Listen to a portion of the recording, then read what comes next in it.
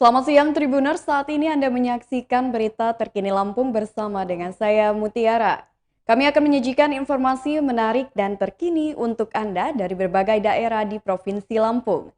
Dan inilah berita terkini selengkapnya. Oknum ASN di Bandar Lampung lakukan pengeroyokan, seorang polisi jadi korban. Seorang oknum aparatur sipil negara atau ASN di Bandar Lampung berinisial DK dilaporkan ke Polresta atas dugaan keterlibatan tindak pidana pengeroyokan. Pengeroyokan dilakukan DK bersama beberapa orang rekannya pada 12 Desember 2021 di depan sebuah kafe Jalan Waise Kampung Enggal Bandar Lampung pada pukul 1 waktu Indonesia Barat. Informasi dihimpun, pengeroyokan bermula ribut mulut antara korban yang diketahui bernama Novelan Victorino dengan terlapor DK. Selain Novelan, korban lainnya dalam pengeroyokan tersebut merupakan seorang anggota Polri berinisial IR. IR turut menjadi korban lantaran berusaha melerai keributan antara DKCS dengan temannya Novelan. Akibat kejadian tersebut, kedua korban mengalami robek pada kening, memar di bagian mata dan pipi, sakit di rahang, bibir pecah, dan sakit di bagian siku tangan. Selanjutnya korban dilarikan ke Rumah Sakit Graha Husada dalam keadaan tidak sadarkan diri. Koordinator Keamanan Kafe Rudi mengatakan dirinya mengetahui peristiwa tersebut dari rekan penjaga malam area kafe. Menurutnya, kejadian tersebut terjadi di luar area kafe. Dari kabar yang diterima, kejadiannya di pinggir jalan karena kalau sudah jam 9 malam ke atas, kafe sudah tutup. Kendati demikian, Rudi mengaku tak mengetahui pasti kronologis kejadian tersebut. Pasalnya, pada saat malam kejadian dirinya sedang tidak bertugas. Kasat Reskrim Polresta Bandar Lampung Kompol Devi Sujana membenarkan terkait laporan tindak pidana penganiayaan. Menurut Devi, pelapor menyebut jika pelaku atau terlapor merupakan seorang oknum ASN di pemerintahan Kota Bandar Lampung. Menurut Devi, saat ini pihaknya sudah melakukan pemeriksaan terhadap sejumlah saksi-saksi dalam laporan perkara tersebut. Devi mengungkapkan setidaknya sudah 11 orang dimintai keterangan sebagai saksi, termasuk korban juga sudah dimintai keterangan. Devi menambahkan dari keterangan korban diketahui jumlah pelaku diperkirakan sebanyak 4 orang. Namun mengetahui motif atau penyebab terjadinya keributan antara kedua pihak belum dapat disimpulkan. Kondisi korban sendiri sudah mulai membaik pasca mendapatkan penanganan secara medis di rumah sakit.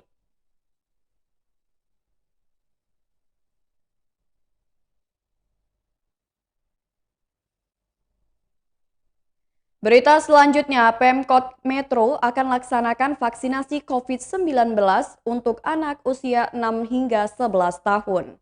Pemerintah Kota Metro akan melakukan vaksinasi COVID-19 anak usia 6 hingga 11 tahun mulai tanggal 24 Desember 2021. Kepala Dinas Kesehatan Kota Metro Erla Andrianti mengatakan, pihaknya baru mendapatkan sosialisasi dari Kemenkes terkait vaksin untuk anak umur 6 hingga 11 tahun. Vaksinasi COVID-19 akan dimulai pada 24 Desember 2021. Tapi ada syaratnya, itu untuk daerah yang capaian vaksin massalnya sudah di atas 70%. Begitu juga dengan vaksin lansianya untuk Metro sudah mencapai 70%. Jadi pada tanggal 24 besok akan dimulai vaksin anak usia 6 hingga 11 tahun. Adapun teknis vaksinasi, Erla mengaku hingga saat ini masih dalam pembahasan apakah di kecamatan, puskesmas, atau sekolah. Namun ia menilai pemberian vaksin akan lebih baik dan terkoordinasi jika dilakukan di sekolah-sekolah. Jadi nanti akan dibahas bersama dengan Dinas Pendidikan. Untuk syarat vaksin itu sama dengan sebelum-sebelumnya. Ada pemeriksaan dan lain-lain, hanya saja khusus untuk anak harus ada persetujuan dari orang tuanya. Sementara itu target vaksin anak usia 6 hingga 11 tahun di wilayah setempat berdasarkan data Dinas Pendidikan sebanyak 15.000 siswa. Namun pihaknya masih meminta data Disduk Capil Metro. Kalau untuk vaksinnya yakni jenis vaksin Sinovac.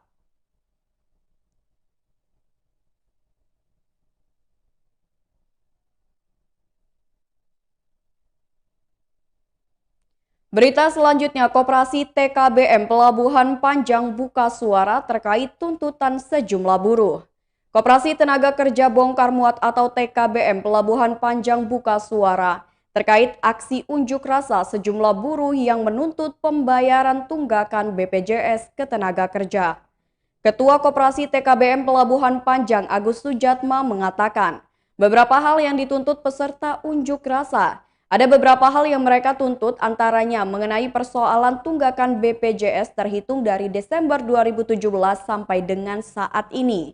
Agus menjelaskan tunggakan BPJS Ketenagakerjaan itu yakni senilai 5,4 miliar rupiah. Namun tunggakan tersebut merupakan warisan dari kepemimpinan sebelumnya yakni Saini Nurjaya.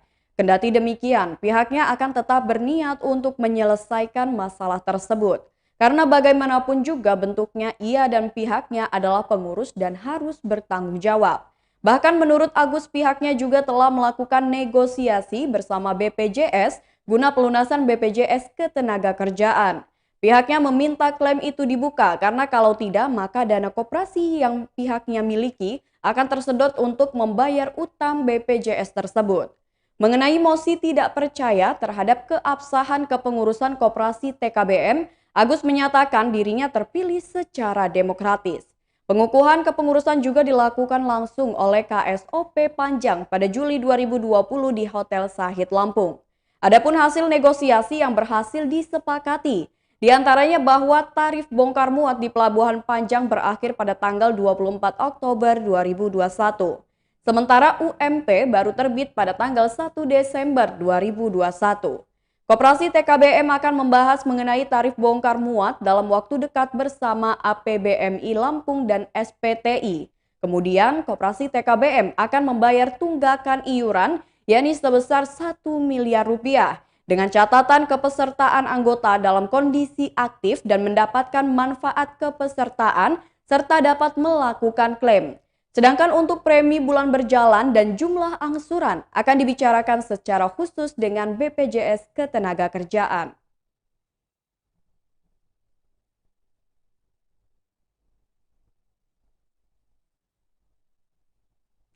Berita selanjutnya, dua pekerja pemotong rumput tertabrak mobil di Jalin Bartanggamus.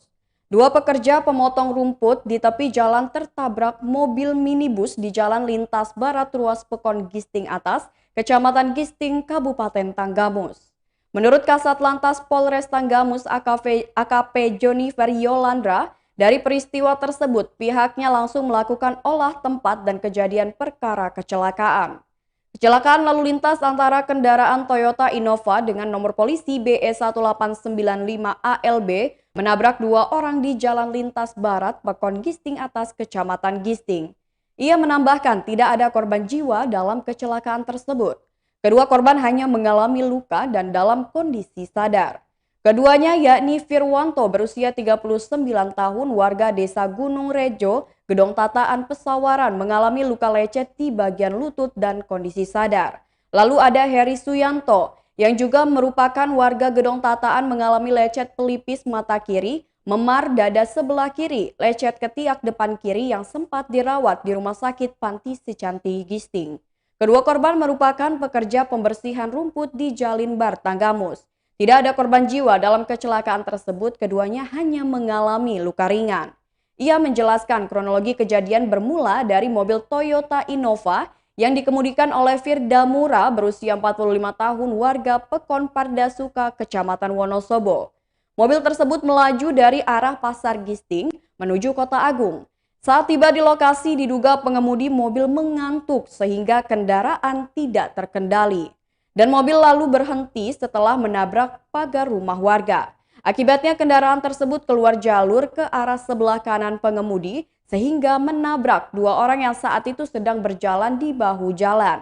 Ia mengaku usai kecelakaan langsung mengamankan lokasi, memeriksa saksi-saksi dan pengemudi, serta melanjutkan penanganan pada korban yang dilakukan ronsen kepada korban ke Rumah Sakit Mitra Husada Pringsewu.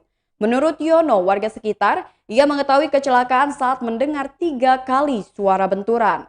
Lalu saat keluar rumah, ia melihat satu orang korban berada di dalam parit dan seorang di atas gorong-gorong. Kasat Lantas Polres Tanggamus AKP Jonifer Yolandra mengimbau kepada pengguna jalan yang melintasi Jalinbar Tanggamus agar berhati-hati karena kondisi jalan sempit dan padat kendaraan. Apabila mengantuk, pengemudi agar beristirahat di tempat yang aman, jangan memaksakan untuk mengemudi guna menghindari kecelakaan lalu lintas.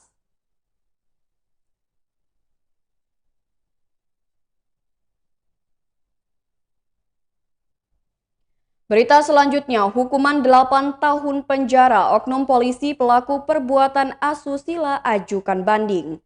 Bribtu FHU, oknum polisi di Lampung Utara yang diduga melakukan perbuatan asusila, mengajukan banding atas sanksi pemberhentian tidak dengan hormat yang dijatuhkan.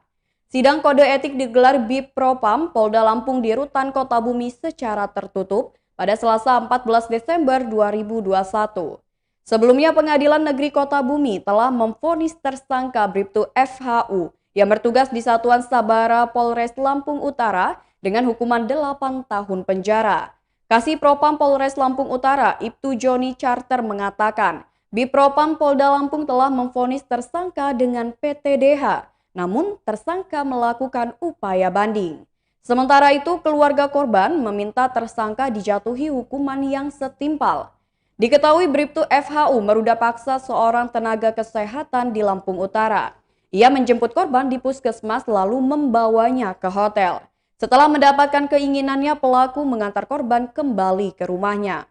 Korban pun menceritakan kejadian itu kepada orang tuanya. Tak terima putrinya mendapat perlakuan tak senonoh, keluarga korban melapor ke pihak kepolisian. Akibat perbuatannya, Bribtu FHU harus kini mendekam di penjara selama 8 tahun.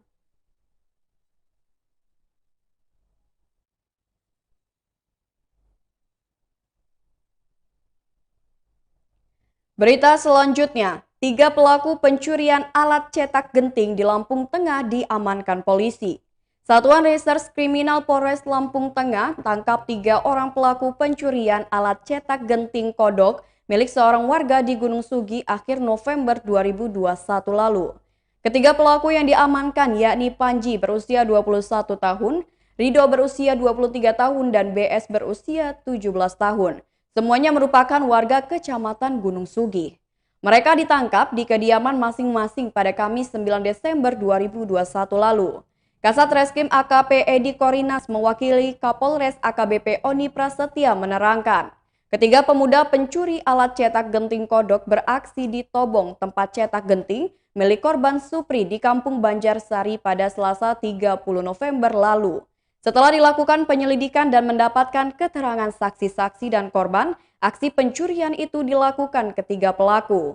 Dari kediaman salah satu pelaku, polisi menemukan barang bukti 1 unit sepeda motor yang digunakan oleh para pelaku untuk mengangkut alat cetak genting kodok. Ketiga pelaku dan barang bukti diamankan di Mapolres Lampung Tengah.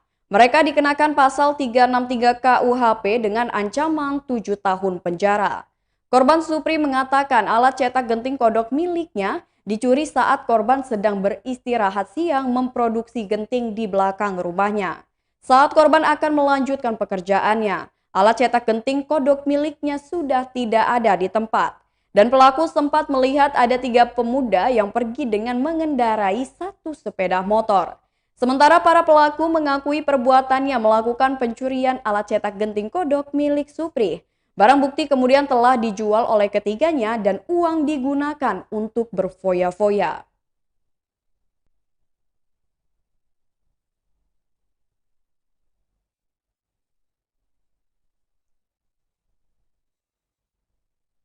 Baiklah Tribuners, itulah berita terkini Lampung bersama dengan saya Mutiara. Selamat siang dan sampai jumpa.